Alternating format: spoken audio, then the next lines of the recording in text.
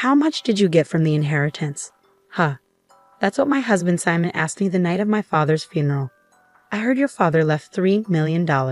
So I'll ask again. How much did you get? I felt uneasy right away. I was still grieving, and Simon's question made me anxious. So I lied. I got nothing. There's no inheritance for me. It looks like only my sister and mother got something, I added. Simon smiled broadly at that. I knew it. Your parents thought you were incompetent and didn't care about you at all. I'm glad I was right. What? I want a divorce. I can't handle being with someone who's poor now. I've already chosen who I'm going to marry next, so I want you to leave my life. With those words, Simon made me sign the divorce papers. He and his family laughed at me, thinking I was miserable. But they couldn't have been more wrong. No one will ever understand how relieved I felt when Simon betrayed me. My name is Jane. I come from a family of 4, including my younger sister Kim. Kim and I never got along well, not since we were kids. My mom, Anne, always took Kim's side and defended her every chance she got. It made me feel really lonely, but I eventually got used to it. My dad, Dan, who was the only one who supported me and could help, was always busy with work and rarely home. Growing up, despite being at home a lot, I felt deeply lonely. Even as an adult, life at home never changed. I couldn't go to college because we couldn't afford it. But once I started working, I found out Kim was going to a private college. Kim is so bright, it would be a waste not to send her, they said. Jane, you're not as sharp or smart as Kim. It would be a waste for you to go to college. Since you're an adult with a job now, you should contribute to the household. And you should also pay for Kim's tuition. You're her older sister. It's only natural for you to work and support her, my mom said, acting like this was perfectly normal. I had always endured unfair treatment, but this time, it made me furious, and tears started streaming down my face. Seeing me cry, Kim looked at me disdainfully and said, "It's your own fault for being incompetent, isn't it? You're less attractive than me and you get worse grades. You should at least try harder. If you can't even manage that, then you're truly worthless." I couldn't stand the toxic atmosphere anymore, so I moved out of my parents' house when I started working. Having to do chores every day was tough, but living alone wasn't hard at all. In fact, it felt great to be independent. At first, my dad sent me a bit of money to help out, but after about 6 months, it stopped. Instead, I got a letter from my mom. "Dad's been sending you money without permission. You don't deserve it since you never paid for your sister's school or sent us any money. I'll send you an invoice for what you owe us soon. You need to pay back every cent. Stop stealing." My mom, still hating me, sent an invoice for exactly what my dad sent, calling it repayment.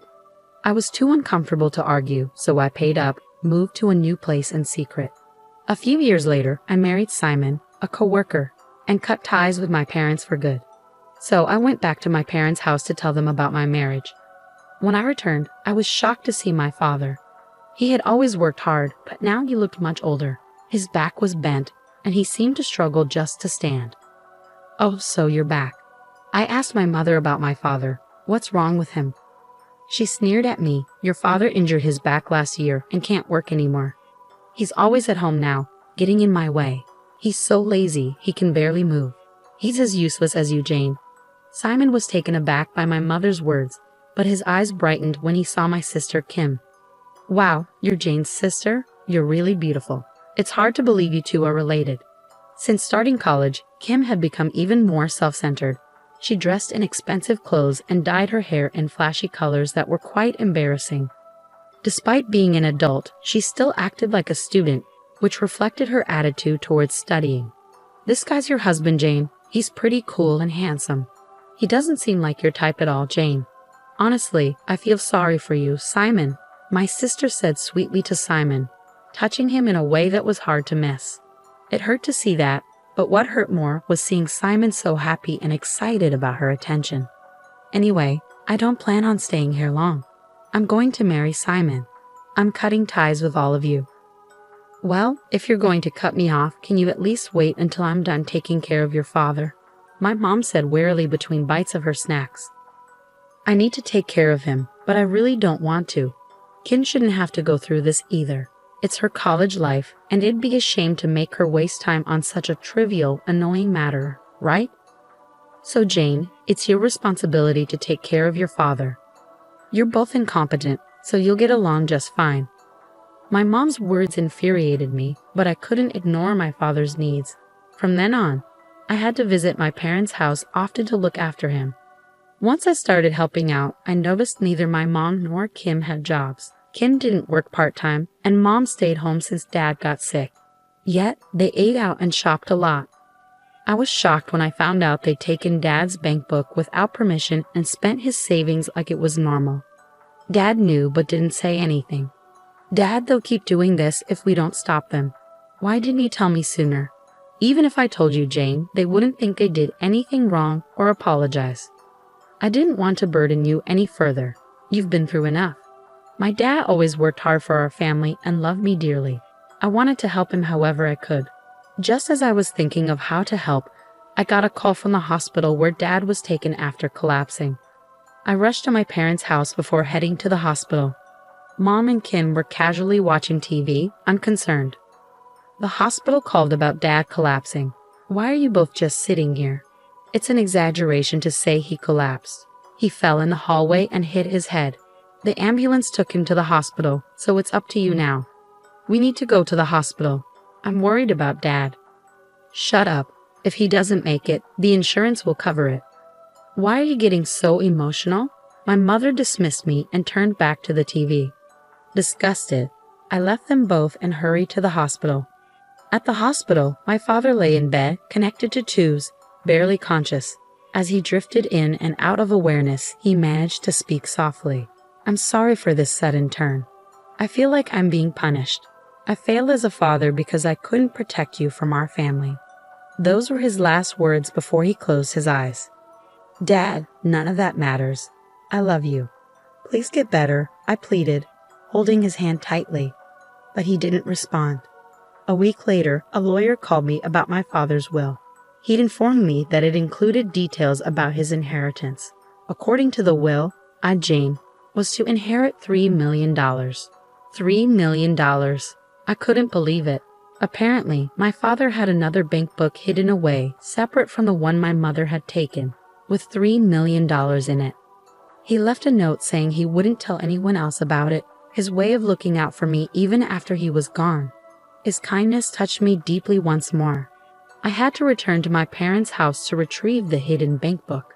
My mother and sister were waiting at the door, acting like they owned the place. What are you doing here now? Trying to scavenge things because Dan died? How despicable. Everything in this house belongs to me and my mother. The house, the car, everything. Don't come here acting like a thief. I knew I couldn't discuss my inheritance with people who wouldn't listen to me anyway. Wait a minute. I'm just here to collect father's keepsakes. And shouldn't I inherit something as well? My mother then produced a document and showed it to me. It was another will stating that my mother and sister would inherit everything from my father's estate. The handwriting looked suspiciously like my sister's, not my father's unique style. I couldn't read the will very well since Kim's handwriting isn't very clear. Are you suggesting this is Dad's will? It doesn't matter what you think. This is the will. I've already informed all our relatives and neighbors about it. You can't dispute it now. Refusing to let me inside, knowing I recognized the will as a forgery, my mother blocked me from entering the house. Defeated, I returned home that day, where Simon was waiting for me. Were you at your parents' house? If you had told me, I would have come with you. I wanted to meet Kim. Why are you so interested, Simon? This doesn't concern you. I went there to receive my inheritance from Dad, but they kicked me out. Wow, how much did everyone inherit from your father? I'm not sure of the total, but he owned the house, land, and everything, so it's quite substantial. I see. How much do you get, Jane? I stopped myself. I couldn't tell him the truth. My gut feeling said there was no inheritance for me. It was all going to my mother and sister. Hearing this, Simon grabbed divorce papers from his room and handed them to me. I knew it. I knew you wouldn't get anything. You're really tied to that family. Well, with a perfect sister like that, I guess it's no surprise, right? But to inherit nothing, how much do they despise you? I want a divorce now because there's no benefit for me if we stay together. Honestly, I've been in contact with your sister Kim a lot lately, and you're just in my way. Simon had already signed his part of the divorce papers, so naturally, I signed them too.